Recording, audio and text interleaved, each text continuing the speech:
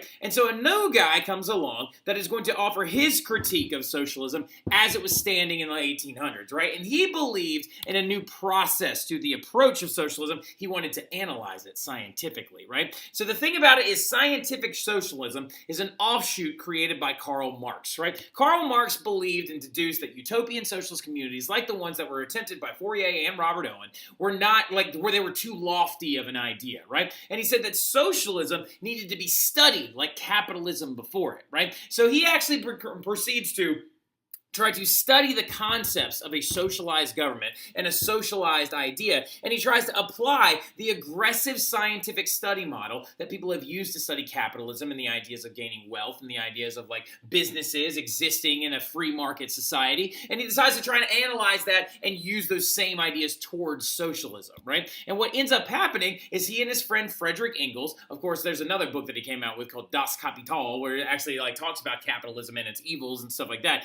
but he also, him and his buddy Frederick Engels, end up sitting down and trying to define a socialism that would work. And that text that they wrote, this by the way is Karl Marx looking like the world's worst Santa Claus, and that's Frederick Engels right there, his buddy and financier, and they're going to sit down and they wrote a book known as the Communist Manifesto, right? And the Communist Manifesto is another word for that scientific socialism, right? Scientific socialism would later on become known as communism, right? Now, the Communist Manifesto was written originally in 1844, but it doesn't become really, really popular until the late 1800s, and like the late 1800s, like closer to 1888, right? About 40, like right around like when Karl Marx dies, right? The Communist Manifesto may be one of the most 40 important pages in history. It is a short book. It is a very, very narrow book, right? And it actually talks a lot about heavy ideas that he actually analyzed while he was studying these concepts of capitalism, right? And according to them, according to Marx and Engels, okay, history, like we can cook all 40 of those pages down into 5 bullet points, right? And according to him, the class struggle defines history, right? He basically says that if you go back as far as you can in time and you analyze like what was going on in history, class struggle has always been a major climactic theme, right? And according to him, there are now 2 main classes that have been exacerbated by the Industrial Revolution and has brought this very much to everyone's attention. And those 2 classes are the proletariat, which is the working class, and the bourgeois, which are the owning class, right? Or the wealthy class, okay? And the problem that Marx saw is that the bourgeois control the means of production, right? They use their ownership of the means of production to take advantage of the proletariat, to force them to work long hours for minimal pay, and also there are several other major concepts that he introduces in these 40 pages, right? And when the proletariat becomes aware enough of their plight, what Marx said is destined to happen is a violent communist revolution, right? Where the proletariat will pick up their arms and they will go and attack the bourgeois in a violent revolution where they will basically take the social triangle that was society, right? Remember when we talked about like the social classes and stuff like that being a triangle and the upper class being up at the top and stuff like that, like kind of looking like right here in the corner, that the upper class are here, the middle class and bourgeois occupy those 2 stances, and the proletariat will be your workers down here. Well, basically, Marx said that in this violent revolution, he was going to end up taking the social calendar and flip it over, right? Where the proletariat would become in charge after their violent revolt. The proletariat would then be in charge of creating a government that would be led by a very strong leader that would then redistribute property and the means of production and then outlaw all the things that like ailed society that fell under capitalism, right? And the idea, though, communism hinges on equality between the sexes, for example, men and women have equal rights in communist societies, equality between all workers, and another key thing as well is the destruction of religion. Marx literally believed that religion in and of itself was one of the worst byproducts of capitalism, and that the wealthy used it to stay in power, the middle class used it to actually kind of have hope, and that it was meant to actually be there to give the poor people an idea to keep them working, right? Now, the biggest thing about it, though, is that Communist Manifesto will begin its circulation right around 1844, but it does not become extremely popular until 1888. We're going to bring that back up here in a couple of minutes, okay? In a couple of minutes. Now there's one more thing when we're looking at this spectrum, right? We got about our socialists now, talked about our classical liberals now, and we talked about our conservatives as well. But there's one ism that doesn't even exist on the spectrum, right? And it's this one. It's the idea of anarchy or an anarchism, right? And what is anarchy or anarchism? A trend that was growing heavily in the 1800s.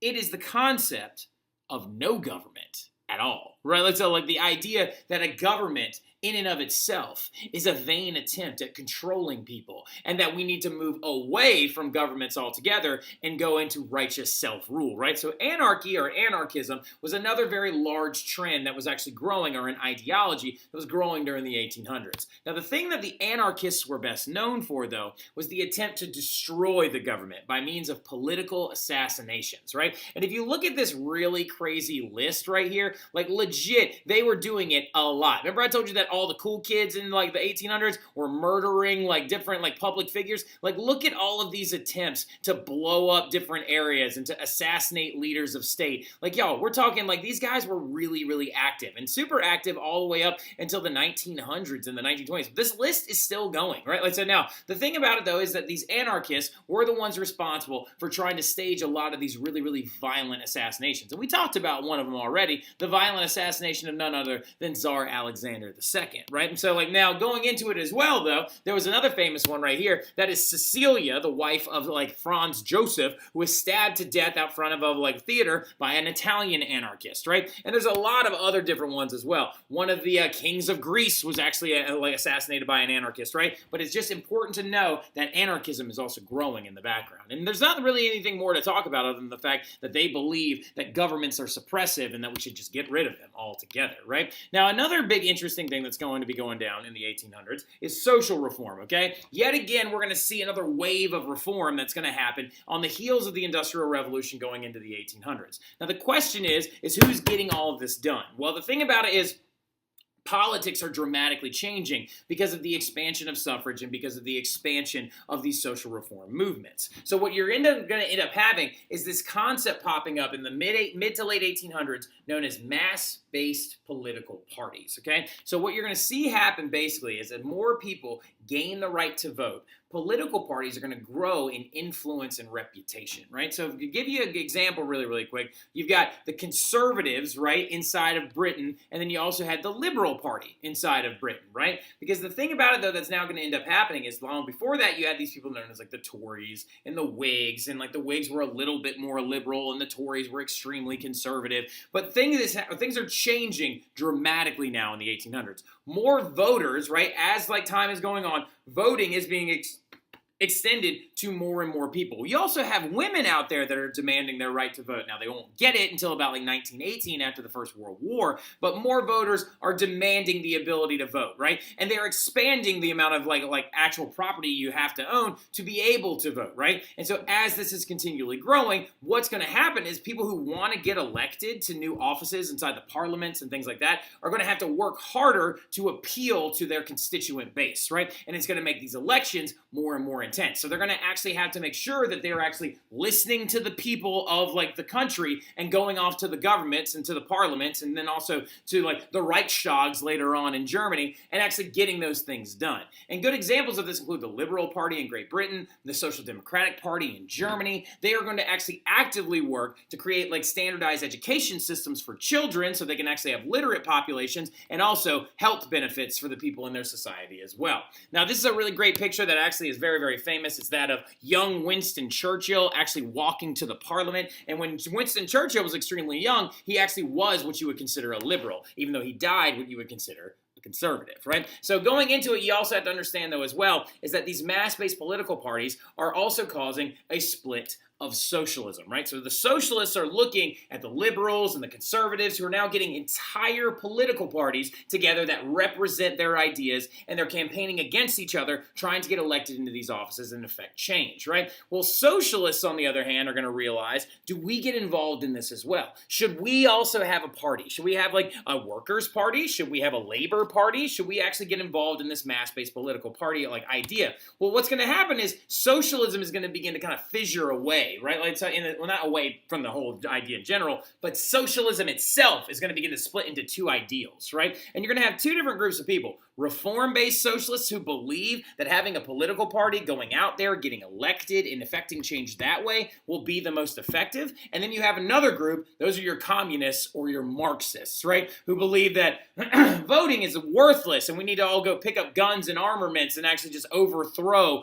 the bourgeois class, right? So going into it, you have to understand understand, though, that a lot of this idea of reform-based socialism was inspired by the success of labor unions, right? There were labor unions out there that were beginning to solidify themselves in the 1800s that were demonstrating to the socialists that if you teach workers how to grind the capital machine to a halt, things will get passed very quickly to help them. And a really good example of this is actually the labor unions that were solidifying themselves in Britain, right, during the 1800s. And the best example of this, to try and give you an understanding of how that solidified the idea of reform-based socialism away from the communists and stuff like that, and how the communists are going to begin to become like the extreme side of socialism, where then the other socialists are going to be like, we can get all this done if we just have some elected officials. The best example of this success is going to be this thing known as the Match Girl Strike of 1888. Now, for those of you who are fans of Enola Holmes, the second Enola Holmes movie actually discusses the Match Girl Strike of 1888, right? And really does a good, decent job of actually discussing it as well, because he actually,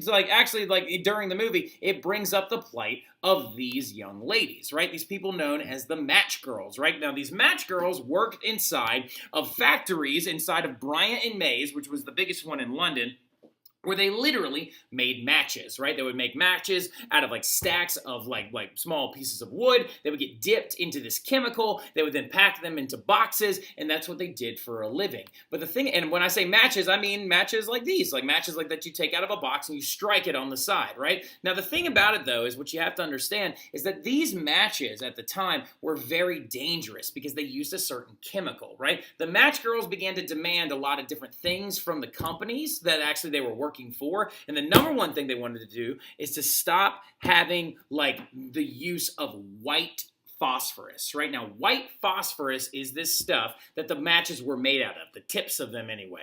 And it was causing a disease inside many of the match girls' faces known as phossy jaw, which actually leads to the degradation of your lower jawbone, and it becomes very porous and begins to fall apart. It literally starts to look like this, right? Literally, you see how it's falling away and stuff like that? That disease was caused by the inhaling of that stuff that the matches were actually made out of. And they said, hey, let's stop using white phosphorus and let's use red phosphorus instead. Red phosphorus is safe and you don't have to worry about it as much. They also demanded an end to the fine system that was used inside of the factory. Because if any of these young ladies dropped some of these boxes or broke some of their matches on accident, they would then fine some of their pay to try and replace them, which is ridiculous because they would never do that anymore. That's not a fair standard to fine you for doing your job, right? They wanted an end to that fine system. They also wanted somewhere safe to eat. They wanted a room, a cafeteria, away from the factory so they could eat away from the fumes of the actual match vats, right? And also they want better pay and they want better conditions, right? They want better conditions for work and they want better pay. And what's going to happen is their strike, their grand, humongous strike that they went on in London is going to get their demands successfully met. When they refused to work and they went on strike in the streets and stuff like that of London, the match companies were forced to bend to their will, and they gave them everything they wanted, right? More workers are going to do the same. This is going to inspire the London dock workers strike later on the 1800s as well, and this demonstrated to the socialists that you can get a lot of stuff done if you just teach people how to go on strike, if you teach them how to advocate for their needs, and if you teach them how to vote in certain officials that will get these things accomplished, right? So that right there is all I got to talk about for today. But I'll see y'all tomorrow. We're going to talk about getting that poop out of the streets in London. All right, so I'll see y'all then. Y'all have a good one.